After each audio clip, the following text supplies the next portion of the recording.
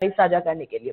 खबरों में आगे बढ़ते हैं, जब खबर करौली से सामने आ रही है, जहां एसपी ब्रजेश ज्योति उपाध्याय ने ऑपरेशन स्नैक आउट पोस्टर का विमोचन किया और इस दौरान मीडिया से रूबरू हुए एसपी ने कहा कि साइबर अपराध की रोकथाम के लिए जागरूकता अभियान चलाया जाएगा।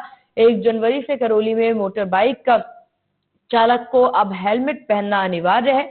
इसी बीच इंडिया न्यूज संवाददाता शुभम तिवारी ने जिला पुलिस अधीक्षक ब्रजेश ज्योति उपाध्याय से खास बातचीत की। नमस्कार, आप देख रहे हैं इंडिया न्यूज राजस्थान और मैं हूं आपके साथ शुभम तिवारी। करौली जिले में बढ़ते अपराध को खत्म करने में पुलिस अधीक्षक ब्रजेश ज्योति उपाध्याय खुलकर के प्रयास कर रहे हैं। जिले में जो अपराध बढ़ रहे हैं उनको लगातार पुलिसिंग करके और उसको खत्म करने का प्रयास किया जा रहा है। जैसे साइबर ठगी के मामलों में भी वो लगातार जागरूकता अभियान चला रहे हैं। स्मैक आउट करने के लिए भी अभियान चलाया जा रहा है और हेलमेट के कारण कई मौतें हो जाती हैं, कई परिवार हेलमेट के कारण बिखर जाते हैं, उनको लेकर के जिला पुलिस अधीक्षक ब्रजेश ज्योति उपाध्याय जी बिल्कुल प्रयास कर रहे हैं खत्म करने का। उनसे हम वार्ता करेंगे। सर, जो हेलमेट के मामले कई आए दिन घटनाएं हो रही हैं, कई लोगों की मौतें हो जाती हैं, उनसे परिवार भी बिखर जाते हैं, उनको लेकर क्या कहना चाहिए? करौली जिले में ये मैंने ऑब्जर्व किया है कि हेलमेट का प्रयोग काफी कम लोग करते हैं और मैंने ये देखा है कि बिना हेलमेट के काफी एक्सीडेंट में सबसे ज्यादा मृत्यु का कारण जो रहा है हेलमेट नहीं रहने से सर में लगी चोट है। तो इसके लिए हम एक अभियान चलाएंगे जिसमें हम लोगों को जागरूक करेंगे। उसके बाद नए साल के शुरुआत से हमने एक संकल्प लिया है कि बिना हेलमेट के कोई भी आदमी अगर हमें यातायात करते हुए मिलता है तो हम उसके खिलाफ सख्त से सख्त प्रवर्तन की कार्रवाई करेंगे और उसके लाइसेंस के लिए भी हम उसके लिए कार्रवाई के लिए लिखेंगे। जैसा कि सर हेलमेट ड्राइवर ही पहने या दोनों जो सवारियां बैठी होती हैं वो भी साथ में पहने? जो एमवी एक्ट का रूल है उसके तहत ड्राइवर जो चला रहा है राइडर और पिलियन जो पीछे बैठा है उसको भी हेलमेट पहनना अनिवार्य है। तो अभी हम शुरुआती दौर में देखेंगे बट दोनों के पहनने के लिए हम कानूनी रूप से उनको बाध्य करेंगे। जैसा कि सर साइबर के भी कई मामले हो रहे हैं लगातार, उनको रोकने के लिए आपकी ओर से कई प्रयास किए जा रहे हैं। आमजन से इस मामले में आप क्या कहना चाहेंगे जिससे साइबर के मामले कम हो सके? हमारे पास रेगुलर बेसिस पे आते हैं, साइबर के परिवाद आते हैं और साइबर पोर्टल से भी हमारे पास शिकायतें आती हैं। वो हमने देखा कि लोग जागरूक नहीं हैं, उनको क्या चीज़ें शेयर करनी चाहिए, क्या चीज़ें नहीं करनी चाहिए। झांसे में आ जाते हैं लोग, लोभ में आ जाते हैं और आजकल डिजिटल अरेस्ट जिसमें डर की वजह से वो अरेस्ट अपने आप को फील करते हैं और उसकी वजह से उनका आर्थिक नुकसान होता है और उनके साथ साइबर ठगी की जाती है। तो हम ये मानते हैं कि जब तक हम लोगों को जागरूक नहीं करेंगे तब तक ये समस्या का पूर्ण रूप से सॉल्व नहीं कर सकते।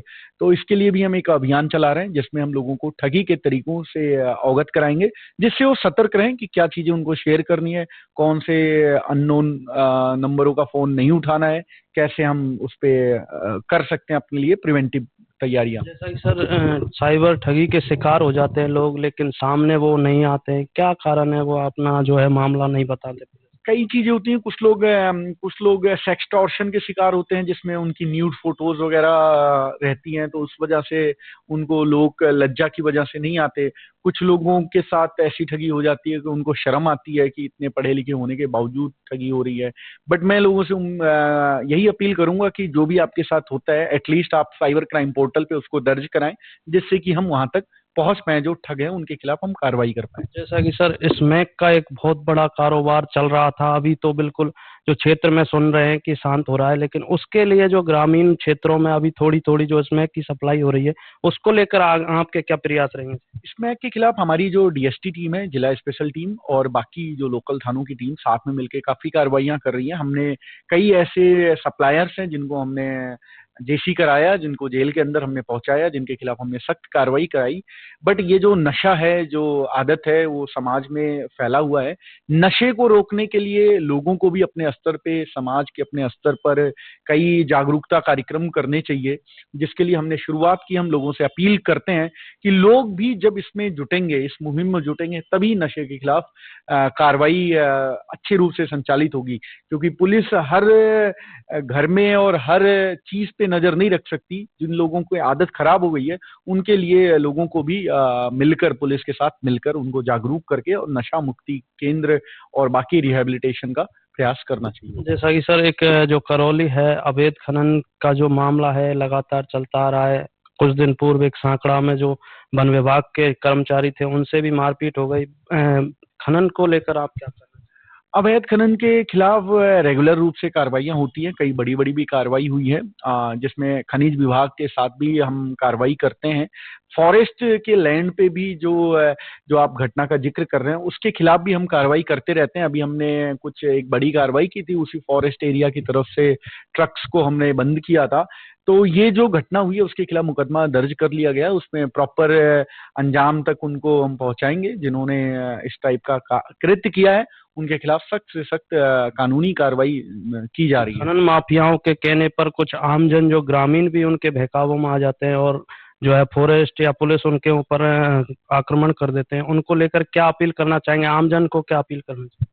नहीं, आमजन अवैध किसी भी व्यापार में रहेंगे तो फिर पुलिस अपने जो भी कानूनी पावर है उनका यूज करके और उनके खिलाफ सख्त से सख्त, जैसे कि करते आ रही है वैसे ही सख्त कार्रवाई करेंगे। तो इस चीज में बिल्कुल भी कोई भी संदेह ना रहे। अवैध कोई भी कृत्य हो, चाहे खनन हो, चाहे परिवहन हो या कोई भी कार्य, उसके खिलाफ हम सख्त से सख्त कार्रवाई करेंगे। तो आप सुन पा रहे थे करौली के जिला पुलिस अधीक्षक ब्रजेश ज्योति उपाध्याय, जिन्होंने जिले में बिल्कुल ही अपराध को कम करने में अपना प्रयास किया है और लगातार पुलिसिंग करके जिले के अपराध को खत्म करने में लगे हुए। कैमरा पर्सन हेमराज के साथ शुभम तिवारी, इंडिया न्यूज करौली।